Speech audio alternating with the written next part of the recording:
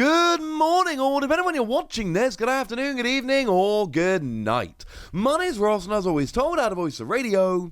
So today, we need to talk about the fact that in 2021, somehow, the Pokémon TCG did even better than normal.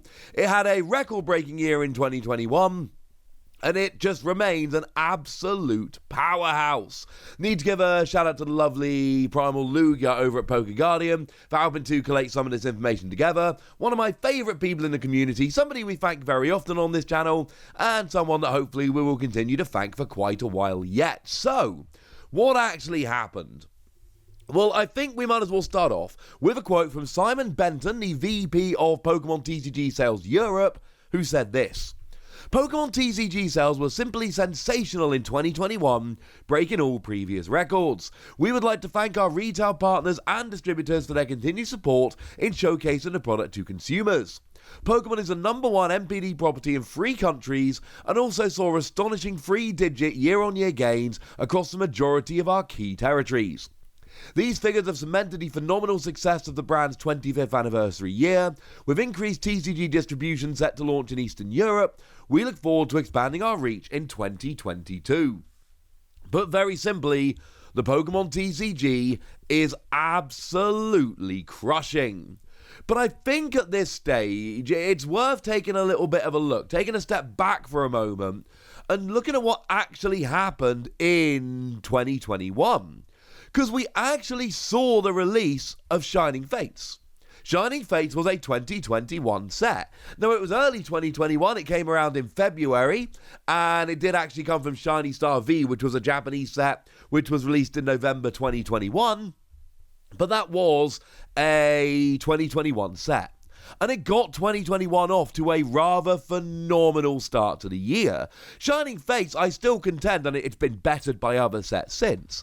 But at the time when Shining Fates came out, it was a phenomenal set, and it was one of the best sets we'd seen in a very long time. Because in terms of new stuff, there wasn't a huge amount. Now, there was some. We saw the debut of cards like Cramorant VMAX and Crobat VMAX. They were new and kind of cool. And, you know, who can forget Ball Guy?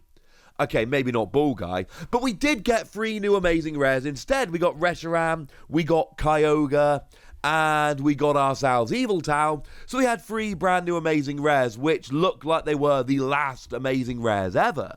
So we had some new VMAXs, we had these amazing rares coming around. There was frankly an awful lot to like about the set. It was a very cool set. Oh, and Ditto VMAX. How can I not have mentioned Ditto VMAX? Come on, Wassy. Ditto VMAX. Also Full Art Skylar, which is sneakily become a super cheap card, which is brilliant because if you want that card in your collection like a bunch of people do, it's not a difficult card to pick up or an expensive one, and that's rather lovely. But obviously Shining Fates was largely here for the subset, and the subset was kind of absolutely ridiculous. That was your Shiny Vault, and it just had a whole bunch of shining Pokemon. And I mean a whole bunch of shining Pokemon. It's kind of, you take a look at it, and it's one of those things that just goes on and on and on. In all, I think, if I remember correctly, we saw 120 shining Pokemon, and we saw cool things like Ducklet. Ducklet was a particular favourite of mine. But then we got all the way up to things like Charizard VMAX, as an example. Not to mention we got those Gold Eternatus V and VMAX cards as well, which also settled way lower than we thought they were going to value-wise. But the point is, it was a really cool set, which was really good. Then elsewhere in 2021, we had our regular expansions, and they weren't all absolute, masters. Battle Styles came around as our first one in March 2021, and I remain a fan of Battle Styles. I think Battle Styles is a very, very cool set, but it's not one of the most sought after in terms of recent sets. But it did bring us both Single Strike and Rapid Strike Pokemon. They were debuted here. And we had Single Strike and Rapid Strike Urshifu, which have become, 2 of the very best decks in the game. Victini came around in that set, which was absolutely amazing. I still love that card. And of course, it was the set which introduced us to these alternate art, special art cards, call them what you will, including those amazing Empoleon and Tyranitar cards. So it was a very, very cool set in that regard. We then got ourselves a second main set of the year was Chilling Reign. Chilling Reign was a very cool set. Incidentally, both Battlestars and Chilling Reign were a month late. Rather than being our usual February and May sets, they were March and June, which was a little bit weird, but it's all because of the whole damn Panic thing. But that brought us in the debuts of Ice Rider and Shadow Rider Calyrex that were really good. It brought the debut of the Galarian Birds that were all very, very good. And then it just carried on giving us really beautiful alternate art cards. I mean, a lot of people adore the Blaziken from this set. The Moltres has become very, very popular. And obviously, I need to be shouting out that Okacheke Ice Rider Calyrex V is just absolutely amazingly over the top, brilliantly stunning. So it was another set that brought us just a whole bunch of cool stuff. Also really good playability wise. It was a set that brought in a bunch of playability in terms of cards. We then saw ourselves having Evolving Skies, and Evolving Skies was a set that kind of went a bit silly. If we're looking at reasons why 2021 was so good, Shining Fate certainly helped. But Evolving Skies was just an amazing set. Not only did we get all the evolutions, and, you know, several of them were good. Leafeon's turned into a top deck. Jolteon's turned into a top deck. Sylveon's turned into a top deck. But we also saw the alternate art of the evolutions. You know, take a look at this Sylveon card and tell me this is not one of the coolest artworks we've seen. Or the Glaceon card. Or, I don't know, Leafeon again. No, Umbreon. Obviously Umbreon. Plus Umbreon was a really, really good card with the gusting and all of that, saw a whole bunch of play. And of course we had the alternate art of Rayquaza coming in as well, because apparently just having evolutions in a set wasn't quite good enough for some reason. And like we saw with Rayquaza, but also Duraludon, which has become a top deck, we also saw that dragons made their comeback in this set. So between the evolutions, Rayquaza, Return of Dragons, etc., and again there were some really playable cards in here as well, that was another phenomenal set. And we finished the main sets of the year with Fusion Strike, which was a bit of a step back, I think it's fair to say, from Evolving Skies. I don't think that's an unfair thing to say.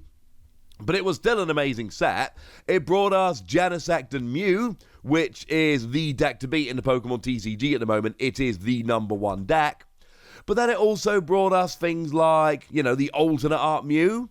And it brought us Gengar with the alternate art. It brought us alternate art Espeon. It was a promo in Japan, so it didn't come in Evolving Skies, so they, you know, just kind of popped it in here, which was, you know, not organic, but it worked. It did the trick.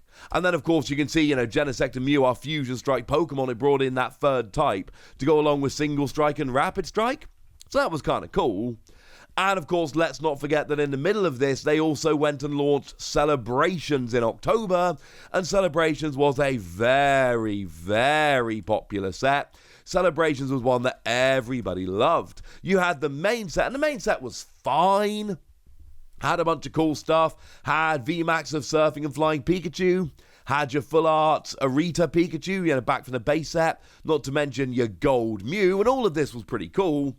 But it was really all about the Classic Collection, which brought in all of those old cards, but done, well, with the fancy, shiny celebrationsness. Things like base set Charizard, things like Garchomp Sea Level X, and my old friend Donphan. And I don't think Donphan was the best choice, I've said that before, but for me personally, I absolutely adore it. And that entire subset was just completely made up of iconic cards from the past that nerds like me, who've been playing the game a long time, interested in history of the game, whatever, just absolutely loved. Plus it had weird things like, you know, Umbreon Star, which is really good in really old formats, and now all of a sudden that card's actually much cheaper to get hold of because proper Umbreon Star is proper expensive. And that was a really popular set that did really well. Not to mention we had a whole bunch of ridiculous promos, and I say that as a compliment. You know, things like Dragapult Prime, and things like Greninja Star and Zacian Level X. old styles of cards with newer Pokemon that never could have been in those cards initially. It was just an absolutely phenomenal set that everybody loved. And that's a very, very quick kind of potted history of 2021 in the Pokemon TCG, and you can see that it was a phenomenal year. And I know nowadays it's very, very, very trendy to constantly complain that everything is sold out, nothing is on the shelves, you can't buy any Pokemon TCG stuff, but the fact of the matter is that's not actually true. What's true is that the Pokemon TCG is ridiculously over-the-top hyper-popular, and it's very, very difficult for Pokemon to keep products on the shelves. And it really is as simple as that. It's not some massive failing on the part of the Pokemon company. They've done way better lately actually keeping these products in stock. We know they've upped production, etc. The fact of the matter is there is only so much you can do when these products are over-the-top popular as you like.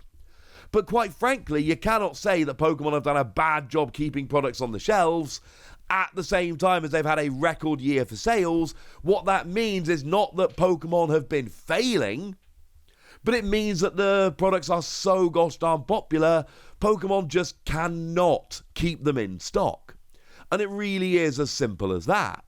So to throw some stats at you, we told you before that in the first half of 2021, eBay sales for Pokemon cards went up by 536%, which is absolutely absurd.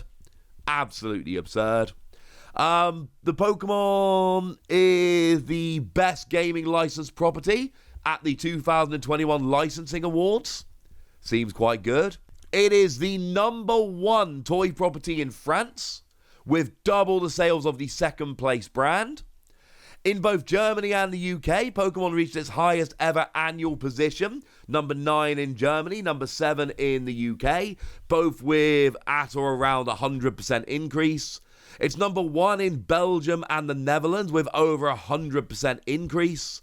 It's just ridiculous. We're not talking about a game or a brand or a whatever you want to call it, which is doing quite well or seeing nice growth. We're talking about a brand that is absolutely crushing. I still see people out there saying, oh, you know, Magic is the biggest trading card game in the world, and I'm sorry, it's not. And it's not particularly close. Now, if you want to make an argument around Magic has more serious players, Magic has higher tournament attendance, things of that nature, maybe that's true, I've not run the numbers on them, honestly, but that might be there. But if we're going by sales, and let's face it, these are profit-making companies, sales are what's most important, Pokemon is #1 and there isn't really a competitor for #2. And I know people like saying you can't buy Pokemon cards. Well, you can. They just sell out really quickly, some of them, because they're that gosh darn great and popular. You cannot see this level of sales and this level of growth if you're not doing a good job getting products on the shelves. That's impossible. How can you be failing to get product to consumers while also seeing huge sales and massive growth? That's literally impossible. That makes no sense. I've also seen some people over the past couple of months saying, you know, Pokemon's winding down a bit, Pokemon's not as popular as it used to be, blah, blah, blah. Well, unfortunately, ladies and gentlemen, no, that's not actually true either. And let's not forget that we've got that Pokemon Go set, which is going to be coming out this summer, because we saw what Shining Fates did for Pokemon, and especially we saw what Celebrations did for Pokemon. So clearly this Pokemon Go set this summer is Pokemon trying to capture some of that magic again. And it might work. You never know. But also by the same token, it might be a disappointment. But Pokemon are in this brilliant position at the moment where they can have a bit of a disappointment. When you're that far ahead and you're doing that well, you can do these kind of sets, and it's not the end of the world if you have a set that doesn't perform as well as you would hope. Although, let's be clear, my prediction is absolutely that the Pokemon Go set is going to crush. We just don't know that for an absolute certainty right now. I'm certainly going to buy a whole bunch of it. So the takeaway here is Pokemon TCG is extremely healthy and doing extremely well. Somebody like myself who adores this game, the great news is that this game is doing very well and going nowhere anytime soon. I know not every product is in stock as much as you would want. I struggle to find some products and I've got a lot of connections around this game. But the fact of the matter is Pokemon are doing a great job keeping product out there, but there's only so much you can do when you've got this level of hype and this level of demand for your particular product. There is only so much you can do. For now, ladies and gentlemen, I want to know what you think about this. I want to know how good you think 2021 was for Pokemon in terms of the sets they released. Certainly between Shining Fates Celebrations and Evolving Skies, it certainly seemed like a bit of a banner year. I am not surprised, quite frankly, it went so well. But I want to hear from you guys. I want to know what your favourite thing about Pokemon in 2021 was, and I want to know your predictions for the future and how well you think it's going to keep going. So let me know in the comment section, would ya? Go nuts! Be nice! And then make sure you like this video, subscribe to this channel, follow me on Twitter at TheWasi, and Twitch for some live action at twitch.tv/PTCG Radio. If you want to support the channel, get some bonus podcasts and all that good stuff, head on over to patreon.com/PTCG Radio, where you can do exactly that.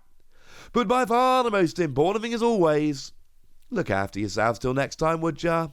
Thank you very much for watching. My name's Ross, and you've been watching PTCG Radio.